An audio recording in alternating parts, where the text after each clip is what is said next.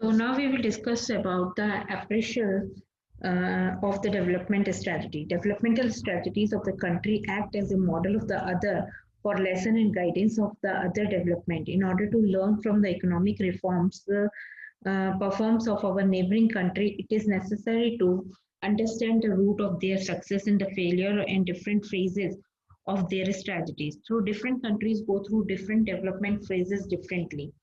Let us take the initiation of the reforms of point of reference.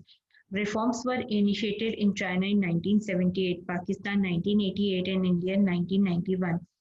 Let us briefly assess their achievement and failure in the pre and post perform reforms of the periods. In the China, without including these, all perhaps more and giving the more overriding importance to the list of construction and all that thing. In order to learn from the economic reforms, we can just compare first of all with them so we will understand what is the main situation. China did not have any compulsion to introduce the reforms as dedicated by the World Bank and the International Monetary Fund to India and Pakistan, but some adverse situation of the economy prior in 1978 forced China into go to the reforms. So, pre-reforms period, there has been massive extension of the basic health services in the rural areas. Through the communist system, there was a more equitable distribution of the food grains, despite extensive land reforms, collectivization, the Great Leap Forward, and the other initiative. The per capita grain output in 1978 was as same as it was in the mid of 1950. So in 1948, the government China has not satisfied with the slow pace of economy, less of modernization under the Maoist. So as a result, the number of reforms measures was introduced in 1978.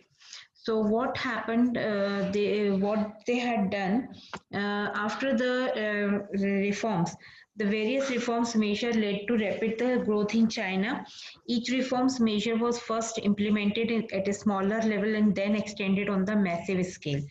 Development of infrastructure facility in the area of education and health, land reforms, long existence of the decentralized planning and existing of the small enterprises helped the positively in the improving the social and income indicator. Agriculture reforms brought the prosperity in the vast number of the poor people. It created condition for the subsequent phenomenal growth of the rural industries and built up the strong support base for more reforms. Now we will discuss about the Pakistan, what the Pakistan had done. In the Pakistan reforms process lead to worsening of all the economic indicators. As compared in 1980, the growth rate of GDP and its sectorial constitutes decreases in 1990. The proportion of the poor in 1960 was more than 40%, which declined 25% in 1980 and starting rising again in 1990s. The reason for the slowdown of the growth is a re-emerging of the poverty in the Pakistan economic rate. Agriculture growth and food supply situation was based on the good harvest and not on the institutionalized process of technical change. When there was a good harvest, the economy was in the good condition. When it is not, the economic indicator showed the stagnation or the negative trend. Foreign exchange is the essential component of the country and is always preferred to the built. Foreign exchange is essential component for any country and always preferred to build the foreign exchange reserve. There was growing independency in the foreign loans and one hand to increasing the difficulty in paying back in the loans and the other. However, during last few years, Pakistan has recovered its economic growth and has been sustaining. As per annual plan in 2016-17, GDP registered growth is 4.7%, 50 in 2015-16. highest when compared to the previous 8 years. So the many of our macroeconomics indicator also begins to show the stable and positive trend in the Pakistan. In India, Indian economy reforms moderate, but majority of its people still depends upon the agriculture. Infrastructure is lacking in many parts of the country.